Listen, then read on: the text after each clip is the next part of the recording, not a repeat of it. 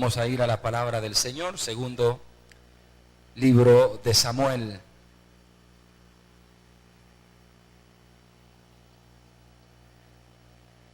En el capítulo 15, verso 23.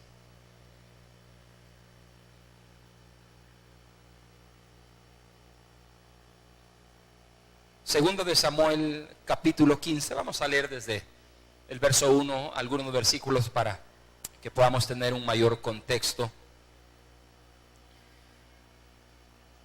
Segunda de Samuel, capítulo 15, verso 1. ¿Lo tenemos, hermano? Dígame un amén.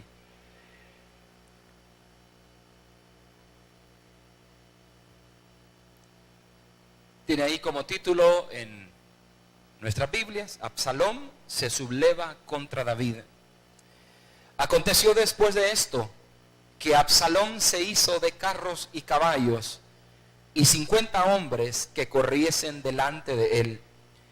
Y se levantaba Absalón de mañana y se ponía a un lado del camino junto a la puerta, y cualquiera que tenía pleito y venía el rey a juicio, Absalón le llamaba y le decía: ¿de qué ciudad eres? Y él respondía: tu siervo es de una de las tribus de Israel. Entonces Absalón le decía: mira tus palabras, son buenas y justas, mas no tienes quien te oiga de parte del rey. Y decía Absalón: ¿quién me pusiera por juez en la tierra, para que viniesen a mí todos los que tienen pleito o negocio, que yo les haría justicia? Y acontecía que cuando alguno se acercaba para inclinarse a él, él extendía la mano y lo tomaba y lo besaba. De esta manera hacía con todos los israelitas que venían al rey a juicio, y así robaba Absalón el corazón de Israel. A cabo de 4 años aconteció que Absalón dijo al rey: yo te ruego que me permitas que vaya a Hebrón a pagar mi voto que he prometido a Jehová. Porque tu siervo hizo voto cuando estaba en Jesús en Siria, diciendo: si Jehová me hiciere volver a Jerusalén, yo serviré a Jehová. Y el rey le dijo: ve en paz. Y él se levantó y fue a Hebrón. Entonces envió Absalón mensajeros por todas las tribus de Israel, diciendo: cuando oigas el sonido de la trompeta, diréis: Absalón reina en Hebrón. Versículo 13. Y un mensajero vino a David diciendo: el corazón de todo Israel se va tras Absalón.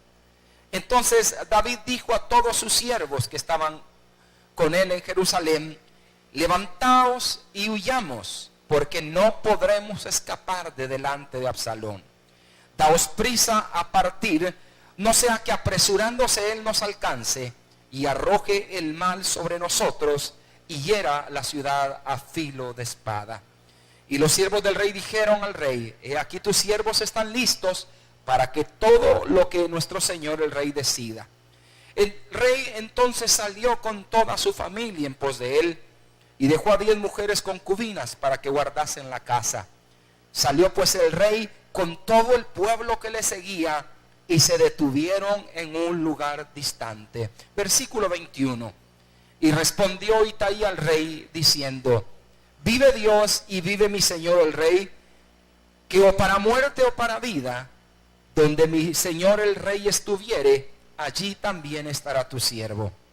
Entonces David dijo a Itai: ven pues y pasa. Y pasó Itai Geteo y todos los hombres y toda su familia. Y todo el país lloró en alta voz.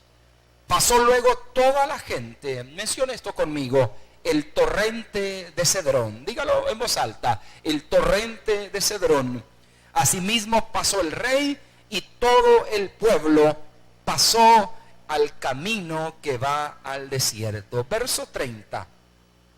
Y David subió la cuesta de los olivos y la subió llorando, llevando la cabeza cubierta y los pies descalzos. También todo el pueblo que tenía consigo cubrió cada uno su cabeza e iban llorando mientras subían. Oremos al Señor. Padre, en esta mañana quiero pedirte, Señor, que esta mañana hables a cada una de nuestras vidas, Señor. Háblanos, Señor, porque estamos sedientos de oír tu palabra, de oír tu voz. La necesitamos urgentemente esta mañana. Quitamos de nuestra mente y de nuestro corazón, Señor, todo aquello que impida que podamos recibir. Yo le quiero pedir, hermano, que lleve la mano a su corazón y le pueda decir al Señor con fe: háblame, Señor, háblame a mi vida, Padre, háblame. Hace tanto tiempo que no escucho tu voz, pero esta mañana quiero pedirte que me hables. Háblame, Señor, que mientras esta palabra que predique el pastor, Señor, tú puedas hablarme, Señor, a mi vida, y esta palabra pueda tocarme y cambiarme. Yo te pido, Señor, que reprendas toda obra del enemigo, Señor, todo poder de Satanás, Señor, que quiera oponerse para que tu palabra produzca efecto, Señor, en este momento. Por tu sangre preciosa lo quebrantamos, Señor. Declaramos una plena libertad para que esta palabra llegue hasta cada corazón, en el bendito nombre de Jesús. Amén y amén. Hágame el favor de sentarse. Cuando leemos este pasaje de la Escritura, encontramos, hermano, la vida de dos personajes muy conocidos en la Biblia. Uno de ellos es David, el gran y famoso rey David, aquel hombre que nos dice la Escritura que tenía un corazón conforme al corazón de Dios. David fue, hermanos, escogido por el Señor para ser puesto por rey sobre Israel. Después de que Saúl fue levantado y desechado, el Señor ya tenía previsto levantar un rey que iba a ser conforme al corazón de él. Y este rey iba a ser David. Todos creo que conocemos la vida de David. Ciertamente no fue un hombre perfecto, fue un hombre pecador, hermanos. Podríamos decir que David fue un hombre muy próspero y muy bendecido. Dios lo bendijo de tal manera, porque David tenía una cualidad, hermanos, tenía un corazón que amaba a Dios. Si algo Dios bendice, hermano, en la vida del creyente, es cuando usted y yo le amamos a Él sobre todas las cosas. David llegó hasta un punto de decir: Señor, quítame el trono, quítame la corona, quítame el reino, pero no quites de mí tu presencia. Y eso ganó el corazón de Dios. David fue un adorador, hermanos, un hombre. Cuando leemos el libro de los Salmos, vemos que David, muchos de esos salmos que nosotros leemos o cantamos, fueron inspirados en el corazón de David como una muestra de gratitud y reconocimiento por todo lo que Dios había hecho. Ciertamente David no fue un hombre perfecto, pecó, tuvo muchos errores como padre de familia, y uno de los errores que más grande le costó fue la vida de su hijo Absalón. Absalón fue uno de los hijos de David, hermanos, un hijo a quien David amó mucho. Yo creo que qué padre no ama a sus hijos, hermanos. David amó a Absalón de tal manera que David siempre soñó, hermanos, en determinado momento que su hijo Absalón lo sucediera en el trono. David, Absalón tenía una cualidad que a David le gustaba mucho, y es que Absalón era un hombre de guerra. David era un hombre que siempre se caracterizó por ser un hombre valiente y aguerrido, que no le temía enfrentar a los enemigos y a los ejércitos más numerosos. Pues de ese mismo linaje o ese mismo pedigrí, si podemos decirlo así, era Absalón, hermano. Un hombre de armas tomar, un hombre que agarraba la espada y tenía una tremenda facilidad de la lucha y la guerra. Y David por eso lo amaba.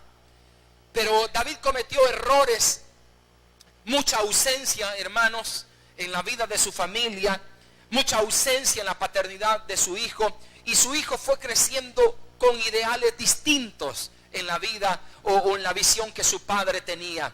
Absalón comenzó a crecer, y en Absalón comenzó a sembrarse, óigame bien esto por favor, comenzó a sembrarse una ambición y una codicia, hermanos, una envidia hacia la vida de su propio padre. Mire qué tremendo esto, hermano. Comenzó a envidiarlo, comenzó a codiciarlo y comenzó a decir, comenzó a celar a su propio padre. Dice: si mi padre tiene esto, yo creo que puedo tener mucho más de lo que él tiene. Y yo creo que mi padre no es digno de tener lo que él tiene, sino que yo debería estar en su lugar. Y comenzó Absalón en su corazón a sublevarse, hermano, día con día. De seguro siempre hay gente, hermano, cuando comienzan a ver estos deseos en el corazón, gente que viene y nos habla al oído y nos dice: no, es que yo creo que quien debería estar en el lugar donde está él, debería ser usted. Yo le voy a decir una cosa, hermano, reprenda a todas esas personas de su vida.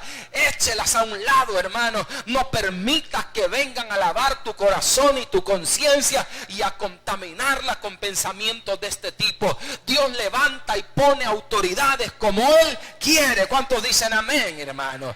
Y eso es algo que tenemos que respetarlo. Y muchas veces dentro de los ministerios, dentro de las iglesias, aún dentro de la familia, comienzan a haber estos cismas de problemas. No, si es que quien debería estar a cargo debería ser él. Así venía gente y le hablaba al corazón de Absalón. Y le decía, tú deberías ser el pastor de la iglesia.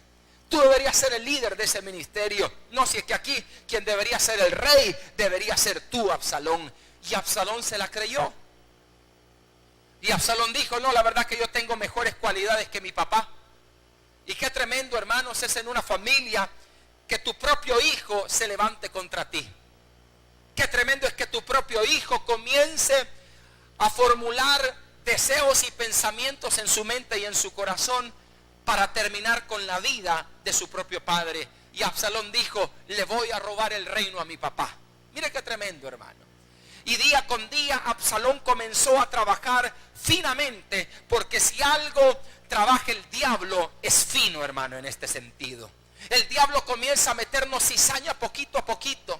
Nos comienza a trabajar de una manera fina, y así comenzó a trabajar en la vida de Absalón. Comenzó a decirle a la gente, mira, cuando venga una persona con un problema, antes de que llegue a la oficina del pastor o del rey, agárralo tú por tu cuenta. Y comienza a decirle, no, que de ahora en adelante, mira, no le hagas caso a lo que dice ese viejo anticuado. No le hagas caso a lo que dice ese hombre pecador que es tan imperfecto. Mejor hazme caso a mí. Y día con día, hermanos amados, Absalón comenzó a robar el corazón del pueblo de Israel y ponerlo en contra de su padre. No, si ya te diste cuenta de los defectos que tiene ese hombre, si es que aquí usted debería ser el pastor o el líder. ¿Cuántos han oído una plática o alguien les ha llegado de esto, hermano? Reprenda al diablo cuando una persona llega así, hermano. Se lo digo con toda autoridad, reprenda al diablo, porque eso no es más que el mismo espíritu de Absalón que se viene a meter muchas veces dentro de la misma iglesia. Y Absalón comienza a robar el corazón, tanto así que Absalón llega a engrandecerse. Divide la iglesia Absalón. ¡Qué tremendo! Yo he conocido muchos casos de pastores, y me voy a referir en este momento al tema de la iglesia. Yo he conocido muchos pastores que han habido líderes, que han habido hermanos, que han habido Absalones, quienes les han trabajado fino de esta manera hasta lograr dividirles una iglesia. Qué tremendo es, hermano. Hay de aquel que haga tal cosa.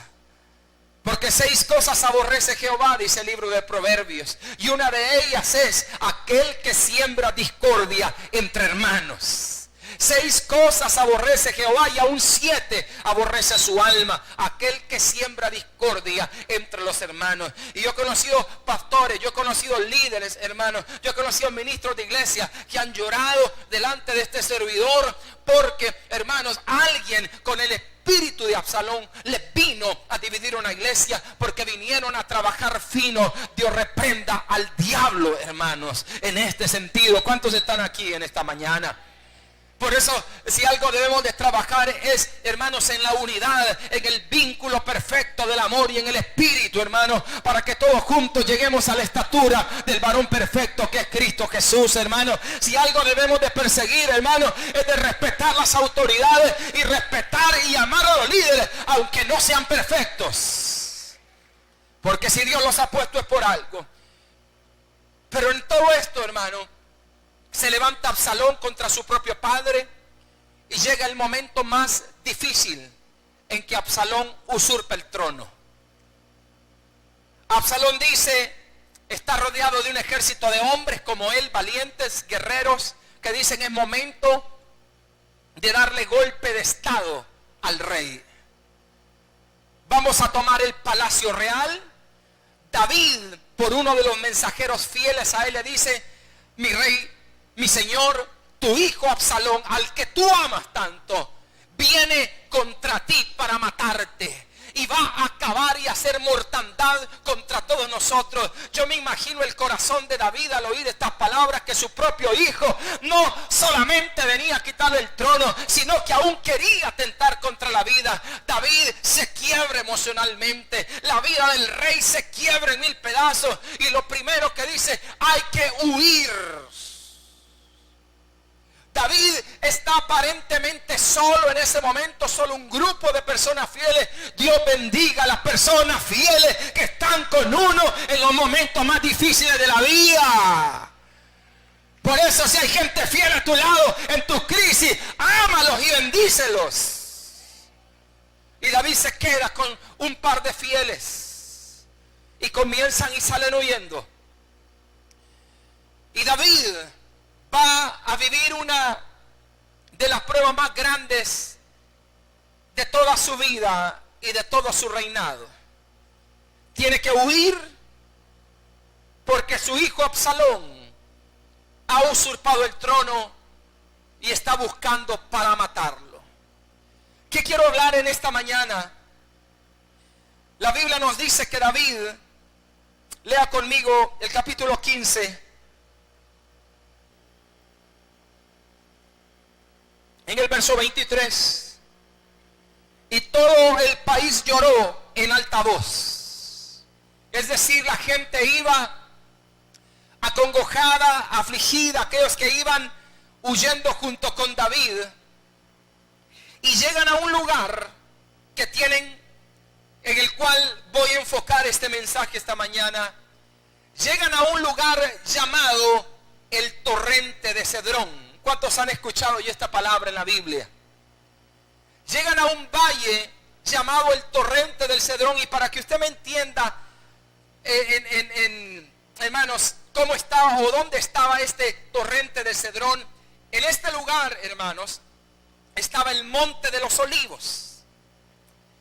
A este otro lugar estaba Jerusalén, y entre Jerusalén, que estaba asentada sobre un monte, y el monte de los olivos, había un valle entre medio del monte de los olivos y Jerusalén, y ese valle se conocía como el Cedrón.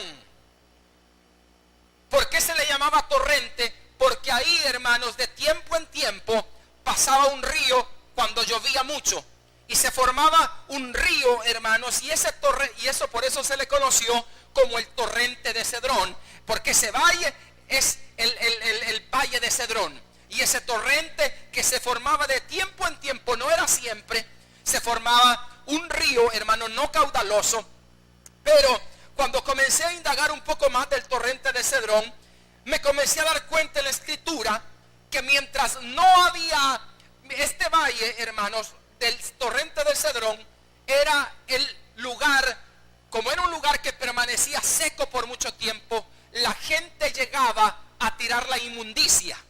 Es decir, era como un basurero. De hecho, el nombre torrente de Cedrón significa un lugar oscuro.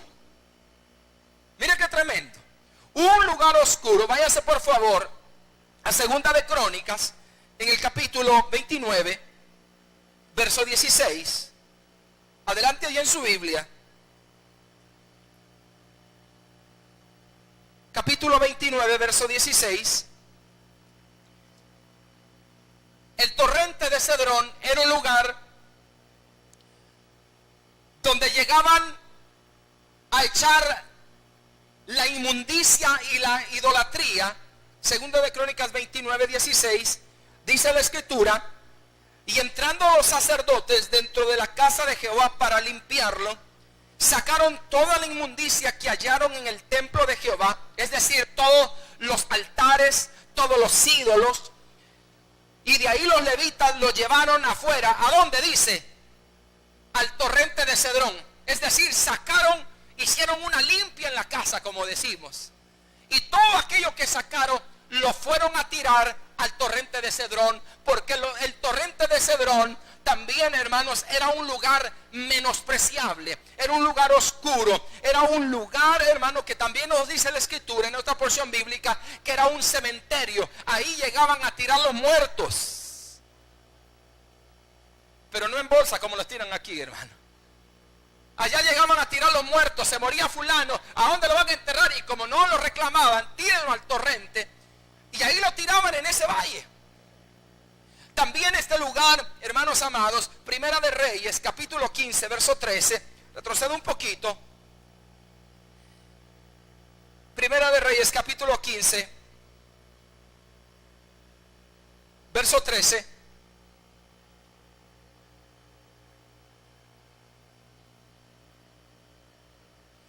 También privó a su madre, Asa, Maca, por ser reina madre, porque había hecho un ídolo de acera. Además deshizo Asa el ídolo de su madre y lo quemó junto al torrente de Cedrón. Es decir, hermanos, a mí ya me ha tocado que ir a orar a casas, a negocios, a lugares que tienen, hermanos, un montón de ídolos y de cuestiones espirituales. En una ocasión saqué un bote de vidrio enterrado en un jardín de una persona que había hecho brujería para tener prosperidad en su negocio. Y había puesto en su casa un bote de vidrio, hermano, como esos botes dulceros. Lo había enterrado en medio de su casa, en el jardín. Y lo regaba y le hacía un montón de cosas. Y ella había caído, hermano, en una desgracia, en una ruina y en una miseria. Fuimos a hablar de esa casa, recuerdo. Y Dios, el Espíritu Santo nos guió. Y logramos identificar dónde estaba eso. Agarramos unas palas, comenzamos a sacarlo y sacamos aquel bote. Hermanos, habían hasta gusanos y había un montón de cosas y conjuros que esta persona ignorantemente, hermanos, espiritualmente, había ido a buscar brujos para que le hicieran un trabajo y que fuera bendición. Quiero decirle que todo esto es mentira del diablo. Y nos dijo ella, ¿qué hacemos con esto? Pues tenemos que botarlo y quemarlo. Y recuerdo que nos fuimos, hermanos, a un lugar, y por cierto cerca de un cementerio, porque no hallábamos dónde quemarlo. Y tremendo, hermanos, tiramos las cosas ahí, le prendimos fuego y nunca agarraba fuego la cosa, hermano. Nos quedamos asombrados. Nunca agarraba fuego. Y le poníamos diarios, hermano, papel periódico, allá en las llamas y no agarraba fuego. Sabíamos que había un poder del diablo ahí, hermano. Pues comenzamos a orar hasta aquello se prendió y se comenzó a consumir tan lentamente como yo jamás había visto. Que el fuego rápidamente consume las cosas. Pero eso no se consumía, hermano. Y sabíamos que era el poder del diablo que nosotros estábamos quebrantando y rompiendo. Eso hizo, hermanos, Asa. Se fue al torrente de Cedrón. Es decir, usted se puede imaginar cómo el torrente de Cedrón, un lugar donde ahí era lo peor. Un lugar donde era cementerio, en un lugar oscuro, ahí echaban la idolatría, era un lugar de inmundicia. Hermanos amados, también según la tradición judía, los sacerdotes, hermanos, construían una canaleta que llevaba el exceso de sangre que provenía del altar de los holocaustos. Acuérdense que estaba Jerusalén en este lado. Ahí estaba, hermanos amados, el templo. Cuando la gente presentaba ofrenda, llevaba machos cabríos, llevaba bueyes, llevaba ovejas. Los sacerdotes tenían que sacrificarlos, subirlos al altar del holocausto y ofrecerlos como una ofrenda de olor grata. Toda la sangre de esos animales era vertida en una canaleta. ¿Y a dónde cree que iba a parar esa sangre? Al torrente de Cedrón. Igualito que los ríos de aquí, hermano. Están lavando, ¿verdad? Y sale el montón de rinzo ahí con un montón de bolsas y cosas. Mira, así era el torrente del Cedrón. Entonces, hermano, el torrente del Cedrón era un lugar en donde nadie quería estar. Era un lugar donde la gente ni se atrevía a pasar. Pero era un lugar, hermanos, que se tenía que atravesar en un momento. Y cuando David, estando en Jerusalén, estando en este lado, se da cuenta que su hijo Absalón lo va a matar, él no tiene a dónde ir, solo tiene un lugar hacia donde puede dirigirse. Absalón viene por este lado y dice, el único camino que tengo que tomar en este momento en mi vida, o lo tomo o me muero o me matan o matan a mi familia, es el torrente. Y aquí quiero hablar del mensaje, hermanos. Cuando viene la prueba, cuando estamos en una situación, tal vez su situación no sea la situación de David. Tal vez usted no se ha sublevado un hijo. Pero usted probablemente está huyendo por una situación, o usted está enfrentando gigantes, o usted está en medio de una crisis, o en un momento de su vida, de vida o muerte, y usted dice: ¿qué camino tomo? Y el único camino que tienes enfrente es el camino del torrente, y no hay otra. Hay momentos en la vida donde el único camino que vas a poder tomar es el del torrente del Cedrón. Donde, hermanos, en el torrente de Cedrón, ¿cómo dice que iba la gente? Diga conmigo: llorando.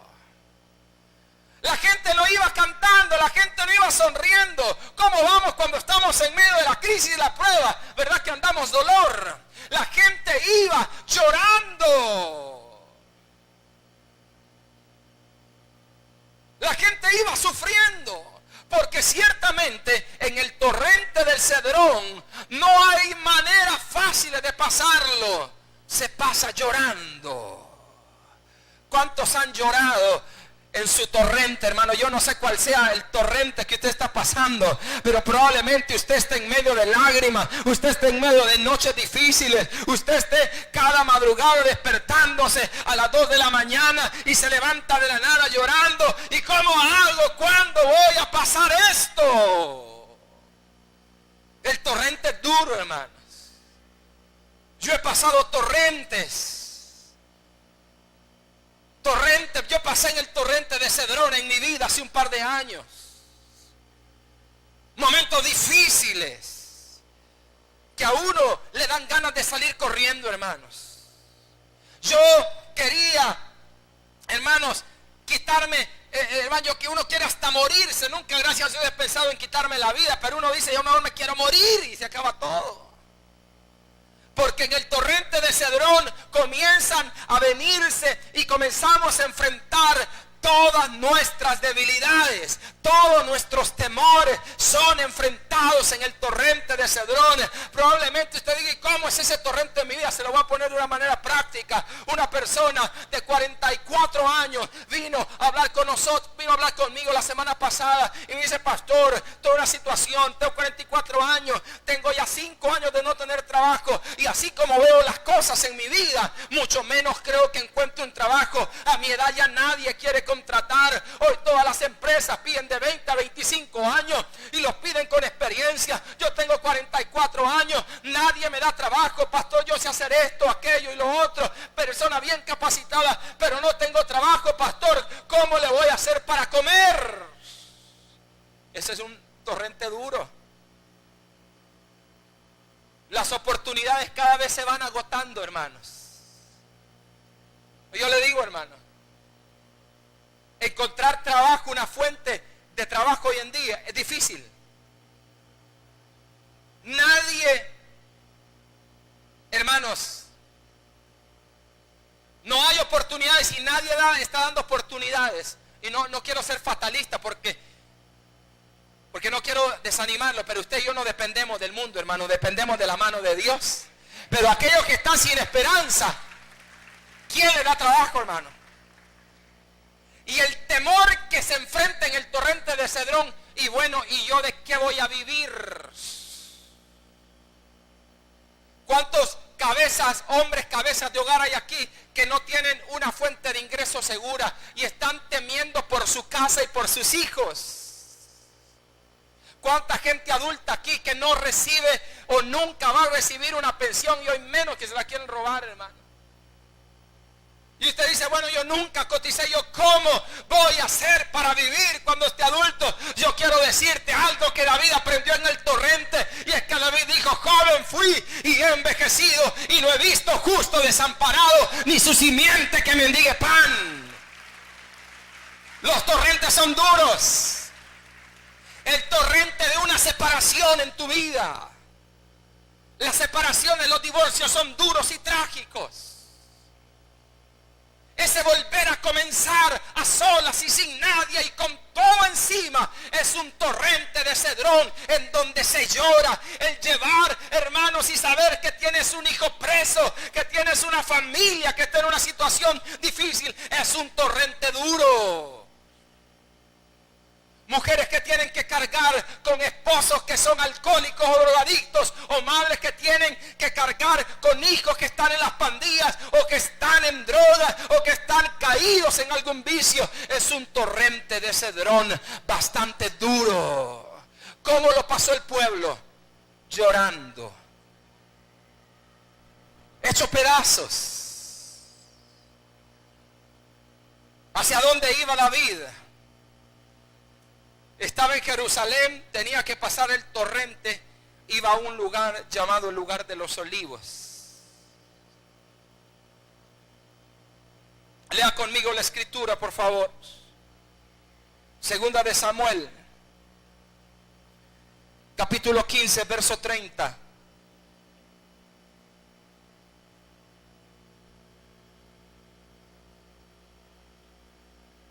¿Cuántos están aquí esta mañana, hermanos? Y David subió la cuesta de los olivos en el torrente. ¿Y cómo la subió, hermanos? Llorando. Pero me llama la atención aquí dos cosas. Que la subió llevando la cabeza. ¿Cómo llevó la?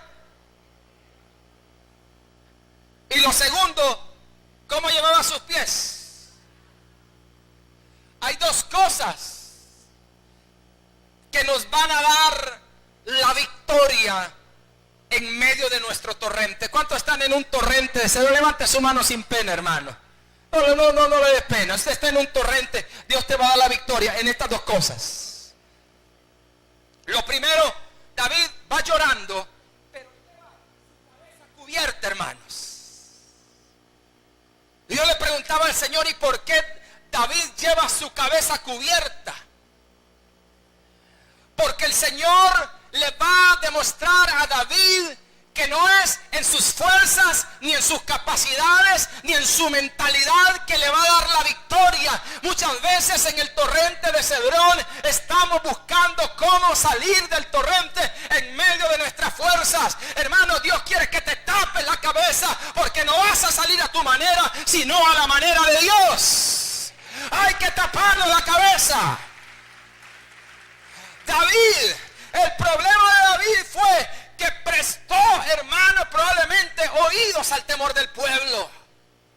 Hay momentos en que vamos a tener que tapar nuestra cabeza para no oír lo que la gente allá afuera está diciendo, y vamos a tener que taparla para que solamente podamos oír la voz de Dios en nuestro corazón. La gente allá afuera te va a decir, no puedes. La gente allá afuera te va a decir, ya no lo intentes. Mas Dios, cuando tienes la cabeza tapada, te dice, di conmigo, todo lo puedo en Cristo que me fortalece. Algunos esta mañana tienen que taparse la cabeza. Están oyendo mucho al mundo. Están oyendo mucho al mundo. Estás oyendo mucho las noticias, estás oyendo mucho los periódicos, estás oyendo mucho a tus amigos. Mientras tú lo sigas escuchando, no sales de tu torrente. David comenzó probablemente, le voy a poner un ejemplo. El día que tuvimos la campaña visual, por cierto, tuvimos la campaña jueves y sábado, fue una tremenda victoria. Fueron alrededor de 50 personas que aceptaron a Cristo aquí en la iglesia entre jueves y sábado, hermano. Se atendieron a 522 personas. Pero antes de esta campaña tuvimos la campaña visual. Atendimos también un tremendo cantidad de gente, pero tuvimos un problema al inicio. A buenas 8 de la mañana teníamos como 700 personas ya aquí. Los médicos no venían. Y antes de venir me dice el pastor Meca, que es nada más el pastor enlace, pastor de Argentina que estuvo con nosotros: te tengo que dar una noticia, solo tenemos 350 lentes. ¿Cómo? Le digo yo. Si solo hay 350 lentes. Y yo le digo, yo tengo 700 personas aquí esperando desde la mañana. Se nos han acabado los lentes. Y yo le digo, pastor, me van a hacer quedar mal a mí. Porque quien queda mal y a quien le echan la culpa es al pastor. Y 750 personas o más quizás habían. Y vienen los médicos y todavía nos desordenan el poco orden que teníamos. Nos generan un caos, hermano. Y yo tenía 50 personas alrededor mío. Pastor, mire. ¿Y por qué no hacemos? Y pastor. Y yo me sentía como esas computadoras que el procesador se comienza a poner lento y ya no computa nada, hermano. No le miento, hermano. Y tenía la gente, y tenía al pastor aquí, al gringo por allá, que bien rígido ese gringo, hermano. Scott se llama. Y yo le digo a Scott, le digo en inglés, tenemos un problema, tengo tanta gente. Y me acaban de decir, Jaime, dile a la gente que se vaya, me dice. No alcanza. Y este gringo, hijo de... Y yo le digo, ¿y cómo? ¿Cómo me dices tú a mí eso de la gente que ha venido? Me dicen que tenemos 1500 lentes para nosotros y no los tienen. Y me dice así bien serio, alto el gringo, Jaime, lo que oíste es lo que he dicho. ¿Qué hijo del...? Yo me di la vuelta, ok. Hermano, si se normó el desorden. Tenía el gringo ahí, el pastor allá, y 50 hermanos. Pastor aquí, no, mejor hagamos esto, mejor póngalos en fila india, mejor dele vuelta de cabeza, pastor, me póngalos allá, mejor mándalos al otro lado de la calle. Hermano, ¿sabe qué tuve que hacer yo? Irme a esconder.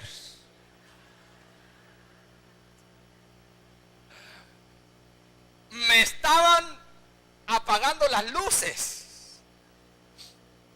¿Sabe qué fui a hacer? Me fui a tapar la cabeza.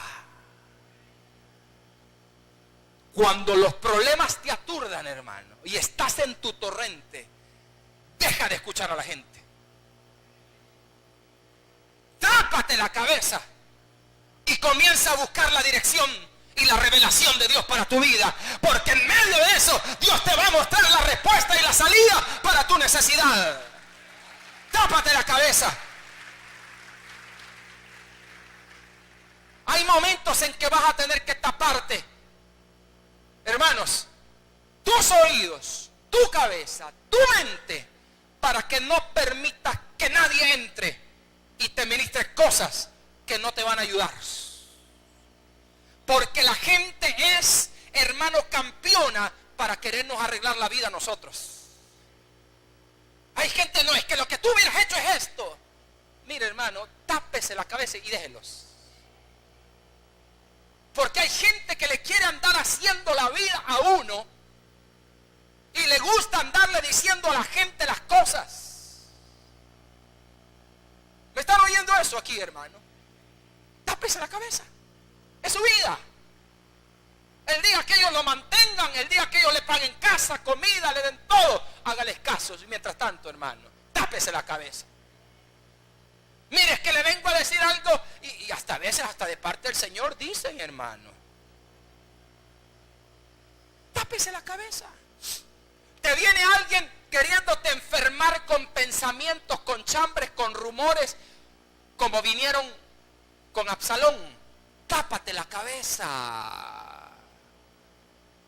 El diablo se nos mete como se le metió a David en el reino, porque hay Absalones que les gusta. Y como hay un montón de hermanos con oídos de Dumbo, hermanos. Cuénteme más, hermana, para orar, dice. Es que voy a orar por el hermano. Cuénteme bien, hermana. Yo le prometo que no le voy a decir a nadie. Y en el grupo de fe hasta el testimonio lo hago. Tápate la cabeza. Hay gente, en la vida vamos a encontrar gente que nos va a querer decir cómo tenemos que vivir nuestra vida. Aprenda a taparse los oídos. Aprenda a taparse la cabeza. David dijo, no. Ya escuché demasiado a la gente, ya escuché demasiados rumores, ya escuché todo. Y esas cosas que escuché me llenaron de temor. Yo hace rato, gracias a Dios, que ya no veo los noticieros, hermano. Sí leo los periódicos. Pero me agarró en un tiempo, hermano, todos los noticieros. Comenzaba a las 12, 12:30, 12:30, 1:30. Mi esposa sabe. pues ya no lo veo. ¿Cómo lo enferman a uno eso? Y leer el diario, 55 muertos este fin de semana. Y ver la desgracia, no hay empleo, no hay trabajo, hay muerte, no hay esperanza, pégase un tiro. Casi que todo le dicen los periódicos, hermano. Eso te enferma.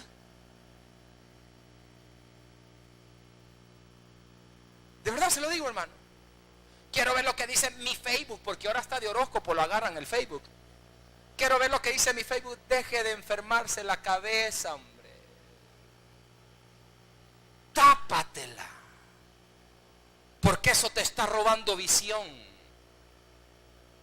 Eso te está robando. Y hay algo que David va a aprender en el torrente, que es algo que todos aquellos que hemos pasado en el torrente de Cedrón tenemos que pasarlo con una nota. Y es que en el torrente tenemos que aprender lecciones de vida. El torrente nos marca, hermanos. El torrente nos marca en la vida. Hay cosas que hemos pasado en nuestra vida que nos marcaron.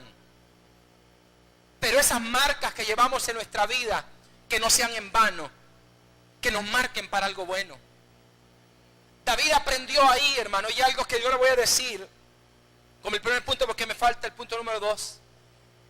Es que cuando estamos en el torrente de Cedrón, aprendemos, cuando nos tapamos la cabeza, a no oír al mundo, a no oír lo que la gente dice, sino comenzar a oír a Dios. Comenzamos a reinventarnos a nosotros. Comenzamos a reinventarnos. No se me olvida a mí, había no sé si era gerente no sé si mi papá lo conoció, pero fue muy amigo de mi mamá por los negocios. Era vendedor, ya recuerdo bien, hermano, era vendedor de vehículos en la DIDEA. Usted sabe, los vendedores de carros siempre andan bien elegantes, hermano, y son gente que tienen ese espíritu. Trabajó muchos años en la DIDEA como vendedor. Hermano, los despidieron de su trabajo. Lo despidieron, entre tantos recortes que hacen en las empresas, los despidieron. Se queda sin trabajo. Y un día que recuerdo íbamos con mi mamá hace un par de años atrás, saliendo de la iglesia de un día martes de una reunión aquí. Nos vamos por Santa Tecla y pasamos ahí por el parque San Martín. Y vemos, hermano, que en la acera estaba parqueada una camioneta viejita. Y sobre esa camioneta, en todo el techo, una camionetía, una Corolla de 2 puertas, sí, tenía sobre todo el techo una como alfombra hasta el capó. Y en todo eso tenía zapatos. Y nosotros en el parque San Martín, viniendo de aquí, hermano, como yendo para el parque, estábamos en la Trabazón. Y mi mamá me dice, mira quién está ahí, me dice. ¿Quién, mamá? Y veo, lo tenemos aquí al ventilador. Aquel señor que trabajaba, que por cierto es hermano en Cristo, que trabajaba y que nos vendía los vehículos. Sí, mamá, ¿sabe cómo estaba este señor? Con su carrito, su camioneta, salía y se ponía a vender zapatos. Y ahí estaba en la calle. Le tengo zapatos, barato, ¿de cuál va a querer? Usted está allá 5, 10, venga, pruébeselo sin compromiso, agárrelo, el de a dólar, agárrelo, venga, meter la mano. Así estaba. Cuando mi mamá y yo lo vimos, nos tocó tanto el corazón,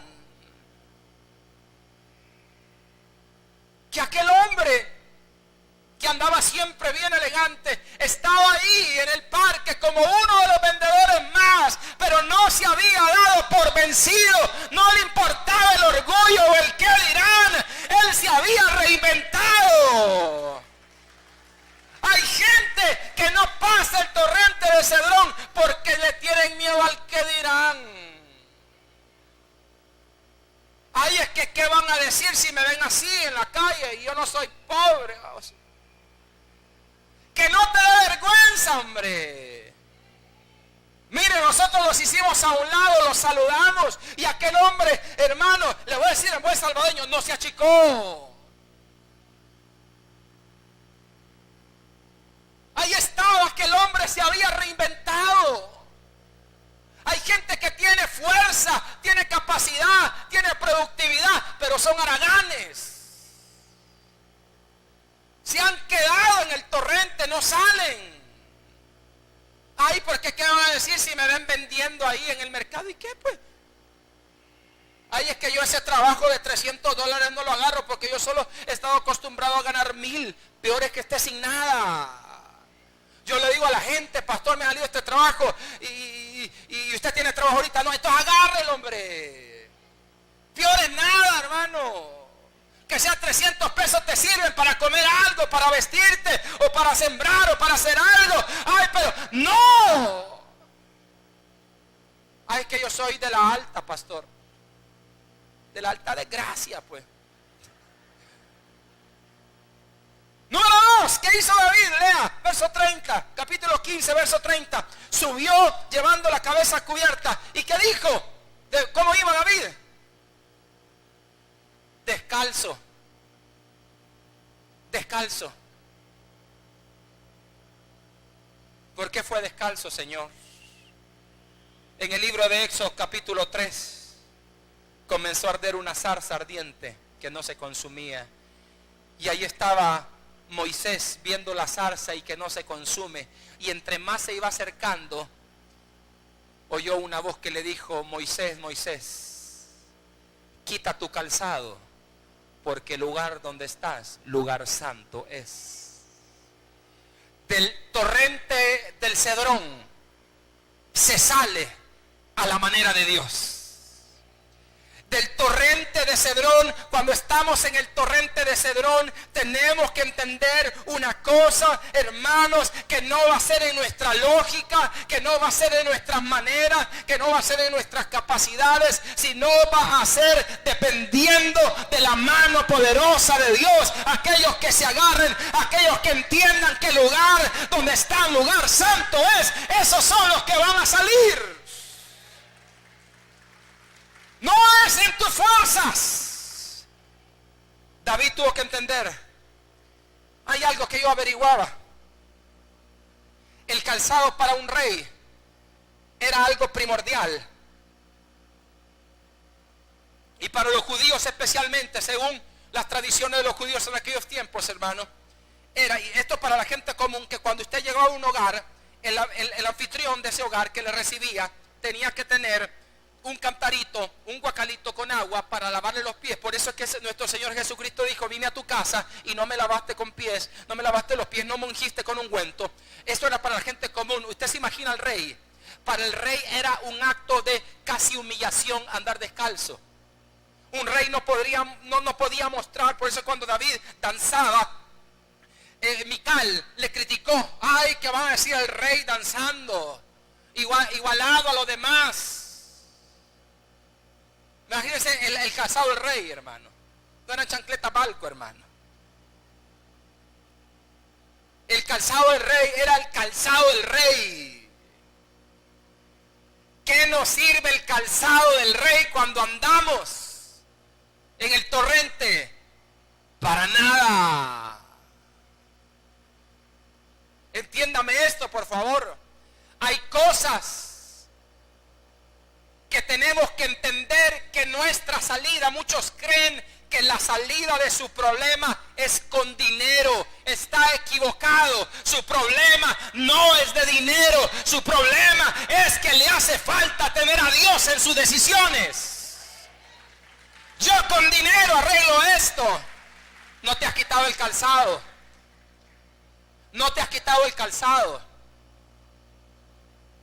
Quitarnos el calzado significa dejar de creer y de depender en nuestra capacidad y en lo que podemos hacer. Muchos creen que su salida es X o Y o Z.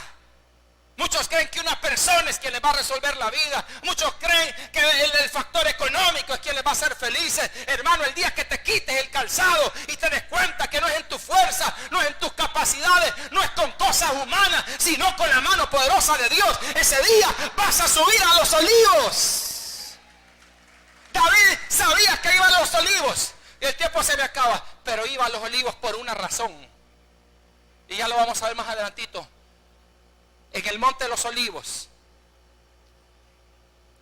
tenían también, tiene otro significado. Era donde se procesaba el aceite. Pero también en el monte de los olivos era donde se levantaba el altar.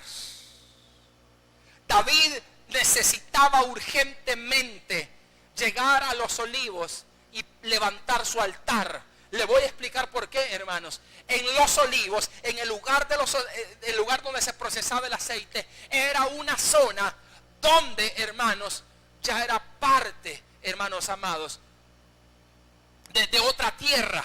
Es decir, hermanos, una tierra donde Absalón no podía ingresar. ¿Por qué? Porque todo esto habían sido dominios de David. Es decir, David tenía gente allí. Unos que le amaban, otros que le odiaban. Pero David era reconocido en ese lugar aún como el rey. Tenía que llegar a los Olivos. Para llegar a los Olivos hay que pasar el torrente. Tenemos, hermano, que quitarnos el calzado. Tu salida está tomado de la mano de Dios. Tu salida está en agarrarte del evangelio y no soltarte de esa silla en donde estás ahora sentado. Tu salida es comenzar una vida nueva en Cristo Jesús de ahora en adelante. Ya viviste para el mundo, ya le serviste al pecado, ya le diste a la carne, ya te complaciste con los placeres de este mundo de la carne. ¿Qué más quieres? Comienza esta mañana una nueva vida quitándote el calzado. El lugar en donde estás es un lugar santo. David va llorando.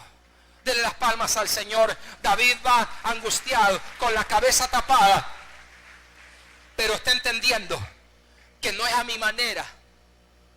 No es a mi manera como yo voy a solucionar este problema. Es a la manera de Dios. Mire, en el verso, hermanos, en el verso 32 del capítulo 15, verso 32. Cuando David llegó a la cumbre del monte, el de los Olivos. ¿A qué llegó, hermanos? ¿Cuál era el fin de David?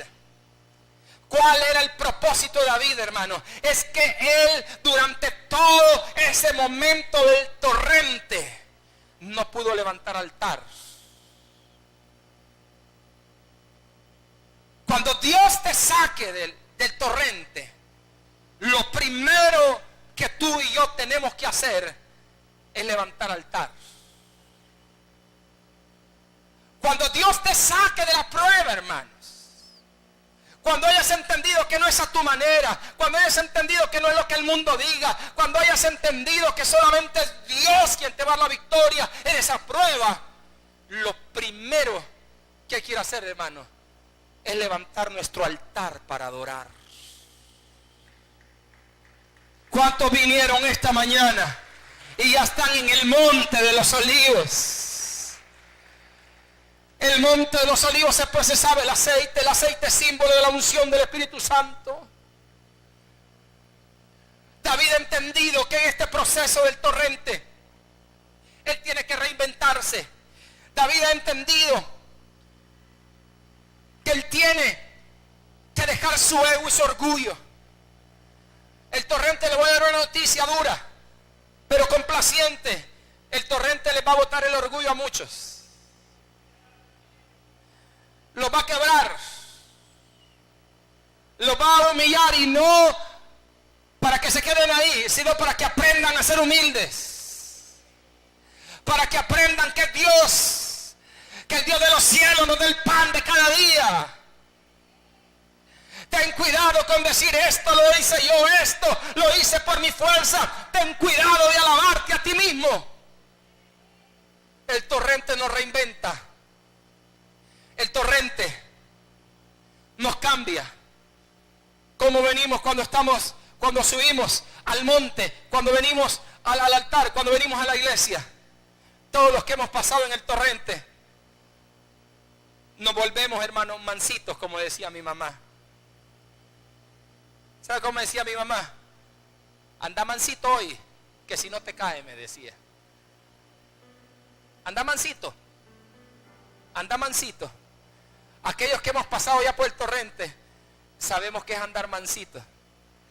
Ya no somos aquellos prepotentes, hermanos, orgullosos, jactanciosos. ya pasamos por el torrente y ya sabemos que no queremos volver a estar ahí. Y ya sabemos que el único que nos da la salida es el Señor, hermano. Dele palmas al Señor esta mañana. Quiero cerrar.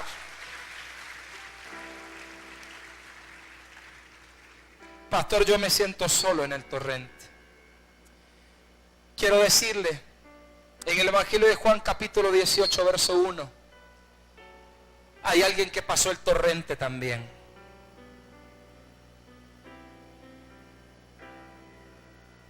Evangelio de Juan capítulo 18, verso 1. Si lo pueden poner aquí en la pantalla. Habiendo dicho Jesús estas cosas, salió con sus discípulos al otro lado del torrente de Cedrón, donde había un huerto en el cual entró con sus discípulos. Después que Jesucristo está pasando el torrente, ¿sabe quién le está esperando al otro lado en el Getsemaní, en el monte de los olivos? Un Judas que con un beso lo va a entregar.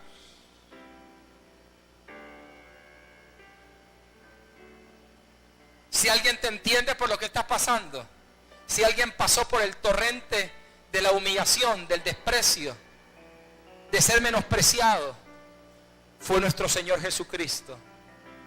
Él pasó por el torrente, pero no se quedó ahí, aún sabiendo que al llegar a los olivos iba a encontrarse con un Judas. Tú vas a encontrarte Absalones en tu vida. Con esto quiero cerrar, hermano. Tú vas a encontrarte Judas. Tú vas a encontrarte con gente que se te subleva, con gente que te va a ver de menos, con gente que te va a querer pisotear. Pero cuando tú ya has pasado en el torrente, cuando tú ya has pasado por ese momento de prueba, tú vas a saber perdonar, tú vas a tener el carácter, tú vas a tener la madurez para entender que no es con espada ni con ejército, sino con mi Santo Espíritu que vamos a vencer, hermano. Yo lo bendigo en esta mañana, hermano. La salida de su torrente es ahora. Si tiene que taparse la cabeza, si Dios te dice esta mañana, ya quítate el calzado porque tus pasos te han llevado lejos de mí, tus decisiones te han llevado lejos de mí, esta mañana quítatelo y el Señor te va a dar la salida para ese torrente. Hay victoria en el nombre de Jesús. Dele palmas al Señor.